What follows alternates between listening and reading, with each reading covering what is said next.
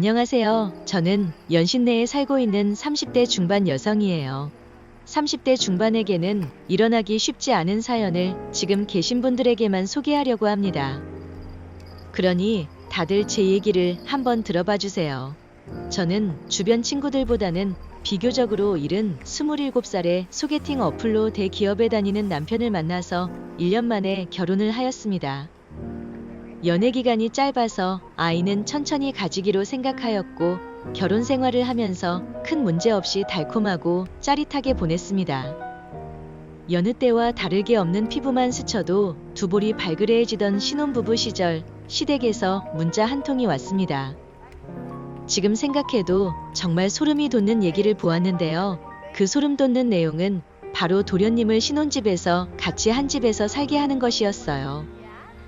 도련님과 같이 한 지붕 아래에서 살게 되는 것도 문제이지만 더 큰 문제가 하나 있었습니다. 평소 도련님의 행동에 문제가 많았습니다. 회사를 다니면서 노래방을 자주 드나들었고 노래방 그 이후도 심심치 않게 나가고 말이죠. 그 외에도 입에 담기 힘든 일들이 더 많았어요. 처음 상견례 자리에서 도련님을 만났을 때와 결혼식에서의 도련님 옆자리의 여자가 바뀔 정도로 여자 관계가 좋지 않았죠. 하지만 애인 한 명에게 완전 잘못 걸려서 호되게 당한 이후로는 정신을 차리고 직장도 좀 더 점잖은 공무원으로 전향해보겠다고 했어요. 아무래도 공무원 준비생들이 많이 있는 노량진이 서울에 있다 보니 시댁에서는 마음먹고 시작한 만큼 제대로 된 곳에서 해볼 수 있게 해줘야 되지 않겠냐고 하는 것이었습니다. 속에서 천불이 났지만 아무것도 할 수 없었어요. 시댁에서 도와달라고 하고 생활비로 300만 원씩 매달 준다고 하니 따로 할 말이 없었지만 아시다시피 지금은 돈의 문제가 아니었던 거였죠. 남편 말고 다른 성인 남자와 산다는 것 자체가 불편했고 남편과의 한 번뿐인 신혼생활이 이렇게 끝난다고 생각하니 제 인생이 왜 이렇게 처량하고 꼬이는지. 솔직히 말해서 300만 원이면 고급 오피스텔에서 혼자 살아도 충분할 텐데 굳이 왜 같이 살아야 하는 이유를 모르겠더라고요. 그냥 돈 줄 테니 너는 입 닫고 내 아들 둘이나 챙겨라는 식으로 밖에는 이해가 되지 않더라고요. 이런 취급을 당해도 지금 집도 시댁에서 해준 집이라 뭐라 할 말이 없었고 평소 경제적인 지원을 많이 해주고 계셨던 부분이라 쉽게 거부할 수 없었습니다. 그 이후 도련님은 저희에게로 왔고 받아들이기로 마음을 먹었습니다. 하지만 생각과는 다르게도 학원을 되게 열심히 다니고 밤늦게까지 공부를 하면서 집에 오면은 바로 씻고 자고의 반복이라서 생각보다 큰 문제가 없었습니다. 평일, 주말을 가리지 않고 아침부터 저녁까지 불철주야 공무원 합격만 바라보고 있었습니다. 평소 도련님 혼자 챙겨 먹는 모습이 저는 너무 안쓰럽고 해서 챙겨줘야겠다는 느낌이 들어서 도련님한테 드시고 싶은 음식이 있으면 만들어주겠다고 하였지만 지금처럼 간단하게만 먹어도 된다고 하며 즉석조리 식품만 있어도 된다고 했어요. 이렇게 쉽게 300만 원씩 받으니 저는 처음에 생각한 것과는 다르게 너무나도 기분이 좋았고 경제적으로 풍요로워지니 너무 좋았습니다. 정말 마음을 잡고 공부하는 모습이 너무 보기 좋아 보이더라고요. 예전에 듣기로는 엄청 예민하고 까다롭다고 하였는데 그렇지도 않아서 좋았어요. 그런데 갑자기 도련님이 집을 나가겠다고 하였어요. 남편에게 고시원으로 들어가든 근처 원룸에서 사는 게 좋은 것 같다고 하더라고요. 그 이유가 뭐냐고 남편이 물어보자 도련님은 그냥 신혼집에 같이 있는 게 불편하다고 했대요. 저와 남편은 절대로 안 된다고 하였고 멀쩡하게 살 집이 있는데 왜 그렇게까지 해야 하냐고 말했어요. 특히나 남편은 애지중지했던 동생이라 더더욱 독립해서 나가는 것을 반대하였습니다. 얼마 지나지 않아 도련님은 저희들 몰래 그냥 집을 나가버렸습니다. 이유라도 알고 있으면 저희가 고칠 텐데 답답할 노릇이었어요. 남편 역시도 황당하고 당황스러워하였고 이 상황에서 시댁에서 부모님들이 확인차 올라오셨고 도련님이 저희 집에서 나간 걸 알고 나서는 고함을 고래고래 지르면서 화를 내셨습니다. 그러고는 저에게 네가 눈치를 얼마나 주면 공부하는 애가 공부에 집중도 못하고 눈치나 보면서 집을 나갔냐고 하면서 말이죠. 저와 남편은 오해를 풀 수 있도록 충분히 말씀드렸고 그 얘기를 들은 시어머니는 지금 당장 나가서 빨리 데려오라고 말하고는 그 자리를 박차고 나가셨습니다. 저도 너무 열이 받아서 시어머니에게 그런 소리 할 거면 이 돈 안 받겠다고 하려고 했지만 일단은 참았어요. 이틀 후 저는 점심을 먹고 쉬려고 했는데 유독 오후에 더워서 시원하게 샤워를 하고 있었어요.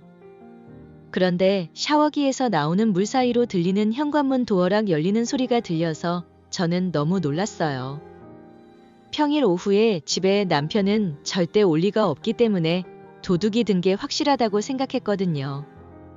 순간 너무 무서워서 옷도 제대로 입지 못한 상태로 나왔고 혹시나 도둑인가 생각하고 있었어요. 밖으로 나가지는 못하고 슬쩍슬쩍 보고 있었는데 강도가 아닌 도련님이었어요. 저는 일단은 다행이다라는 마음을 가지고 도련님 방을 뒤따라갔습니다. 도련님은 뒤에서 몰래 온 저를 보고 깜짝 놀랐고 그 당시 상황을 얘기해 주더라고요. 형수님은 잘못한 게 없고 제가 편하자고 나간 거였어요. 제가 편하자고 고시원으로 들어간 거고 너무 신경 쓰지 마요. 라고는 얘기하지만 뭔가 너무 답답해하는 표정으로 머문머문 말을 아끼더라고요.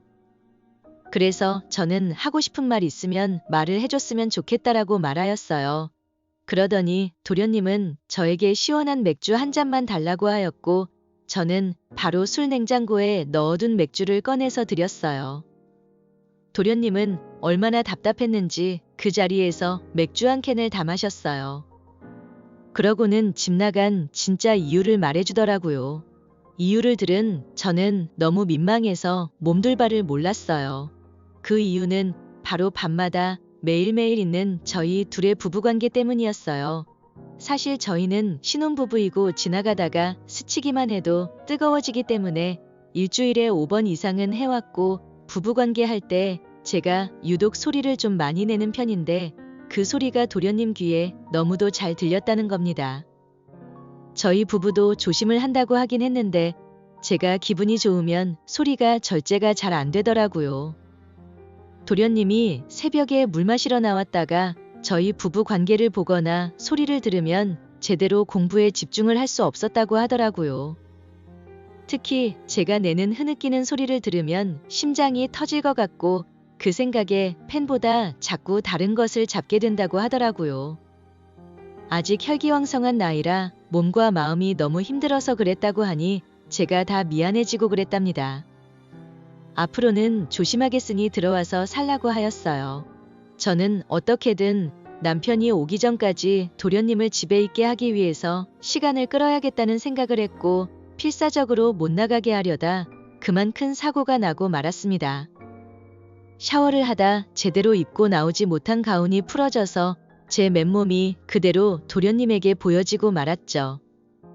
순간 너무 벙쪄서 아무것도 하지 못했습니다. 저는 다시 정신을 차리고 가운을 입으려고 하는데 도련님이 제 손을 낚아채면서 샤워가운의 벨트를 본인이 잡더군요. 그러면서 뭔가를 갈구하는 눈빛으로 이 벨트를 풀지 말지를 보는 것 같았고 그 눈빛으로 저는 보는데 저는 온몸이 뜨거워지고 있었어요. 형이 너무 부럽다며 형수님 같은 완벽한 여자와 사는 사람이 어딨냐고 미치도록 부럽다고 하였어요. 그러면서 갑자기 저를 좋아해왔다고 하였어요. 처음 인사 자리에서부터 첫눈에 반했고 마음에 계속 끌렸다고 말이죠. 그런 마음을 없애려고 예민하게 굴었다고 하더라고요. 잘 참고 있었는데 다시 본인의 마음이 불같이 타올랐고 밤마다 흐느끼는 형수의 소리를 들으면 더 미칠 것만 같더라고 하더라고요. 그렇게 말을 하자마자 저에게 입을 맞추는 겁니다. 저는 너무나 놀래서 거부를 해야 했지만 평소에 이상형에 가까운 탄탄한 몸과 외모를 가진 도련님이 쉽게 거부하지 못하였어요. 그렇게 도련님의 손길을 거부하지 못하다가 저희 둘은 결국 절대 하지 말아야 할 선을 결국 넘게 되었어요. 신혼집에서 신랑이 없는 대낮에 신랑 동생과 이러면 안 된다고 생각했지만 그 순간만큼은 가득 차는 기분이 말로 표현할 수 없을 정도로 좋아서 도련님 귀에 대고 더 미치도록 흐느끼는 소리를 냈어요. 분위기는 계속 타올랐고 도련님은 한 번에 끝내지 못했고 계속했고 저도 분위기에 맞춰 기분 좋게 만들어줬어요. 도련님과 저는 평생 죽을 때까지 가지고 가야 하는 비밀이라고 약속하였고 도련님은 다시 저희 집으로 들어오기로 하였습니다. 그 이후로 남편 보기가 미안했지만 사람은 실수할 수 있다고 생각했고 죄책감은 넣어둔 채 일상을 살아갔어요. 물론 우리 부부의 신혼생활도 중요했기 때문에 정말 하고 싶을 때는 나가서 하고 왔어요. 그러던 어느 날 그날도 남편이 늦게 오는 날인데 낮에 갑자기 도련님이 일찍 들어오는 겁니다. 그래서 도련님에게 무슨 일인데 이 시간에 집에 오냐고 공부는 어떻게 됐냐고 물었고 그러자 도련님은 물건을 두고 온 게 있어서 왔다고 했는데 도련님 입에서 술 냄새가 진동하였습니다. 도련님이 갑자기 저에게 요즘은 왜 울부짖는 소리 안 들려주냐고 묻더라고요. 저는 무례하다는 생각을 해서 대꾸를 하기 싫어 그대로 제 방으로 들어가려던 찰나 제 손목을 부여잡더니 도련님이 오늘도 나랑 한 번 더 하자고 하더군요. 그래서 절대 안 된다라고 타일렀습니다. 하지만 술에 취한 도련님 형에게 말한다고 협박하였고 관계에 대해서 형한테 다 털어놓을 거라고 하더군요.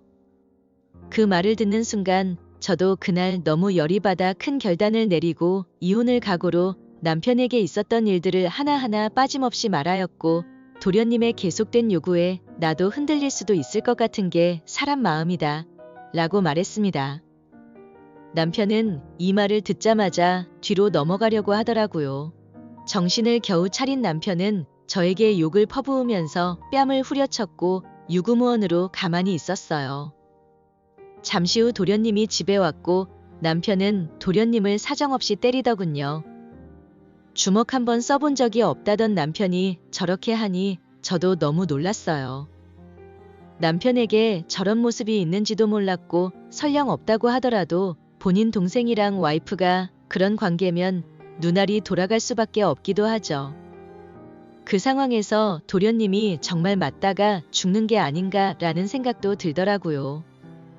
얼마 후 남편이 저에게 생각할 시간을 갖자고 하여 저는 친정으로 쫓겨났고 남편의 결정을 존중하며 기다리고 있어요. 남편이 용서해준다면 다음번에는 다시는 절대 그럴 일이 없다고 하고 싶네요. 정말 어떻게든 이 상황이 지나갔으면 좋겠네요. 남편에게 큰 죄를 지은 것 같아 너무 미안하네요. 저는 지금이라도 남편에게 가서 싹싹 빌면서 빌어야 할까요? 아니면 마냥 이렇게 친정에서 기다리기만 하면 될까요? 잠깐의 욕구가 이 사단을 만들어버리네요. 들어주신 모든 분들께 감사하다는 말씀드립니다.